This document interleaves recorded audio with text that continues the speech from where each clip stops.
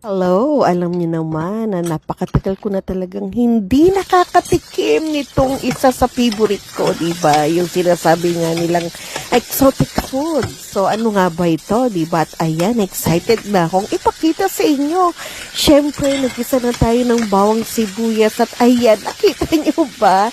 Di ba? Yung paa ng manok o yung tinatawag natin na adidas, di ba? And then, siyempre, ayan, timimplahan na natin. Naglagay tayo ng pamintang durog. And then, syempre, meron tayong oyster sauce. And then, toyo. Hindi mawawala yan. At bay, meron pang seasoning. Grabing adobo naman ito. Diba, mga ka-bangers ko? At ayan, hayaan lang natin siya ma-absorb nitong paa ng manok. Diba, yung ating mga nilagay na mga pampalasa. And then, syempre, kailangan natin dagdagan ng tubig para mas tuluyan pa itong lumambot at kahit papano naman ay may sabaw itong ating adobo. At nung kumukulo na nga at medyo malambot na yung ating adobong manok, naglagay na rin tayo ng suka. At hayaan lang natin itong kumulo ng kumulo kasi napakasarap nitong paa pagka ito ay sobrang lambot dahil yung matatanggal na talaga yung laman sa buto, di ba? Kaya naman po, ayan, approve